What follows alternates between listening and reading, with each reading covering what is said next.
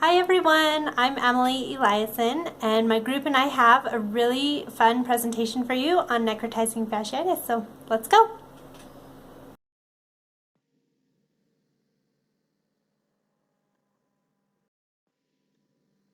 Necrotizing fasciitis is a streptococcus bacteria that is spread by contact with saliva or mucus from a person's mouth, nose, or throat.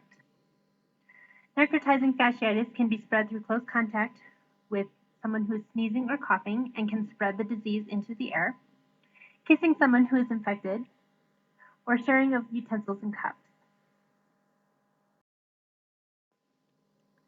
The most common way to get necrotizing fasciitis is when your skin breaks and the bacteria enters the body.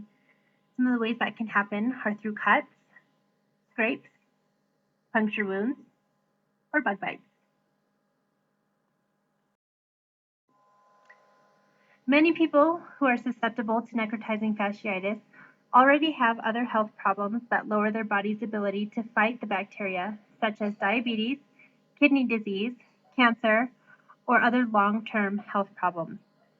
Even people who have fantastic immune systems cannot hold this disease off very long because it is so aggressive and fast acting.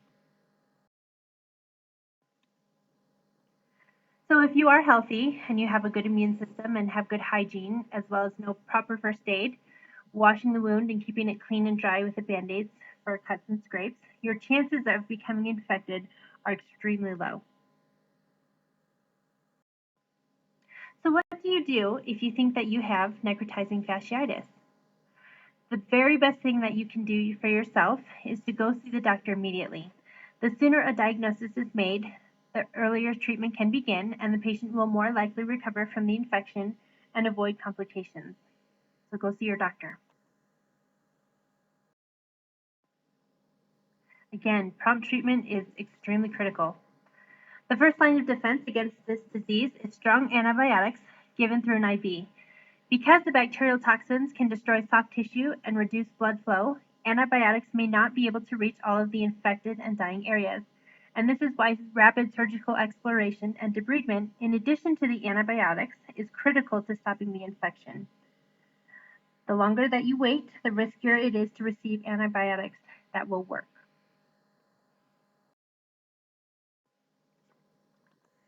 So now what? If your doctor has discovered that you do indeed have the flesh-eating necrotizing fasciitis, two things are going to happen.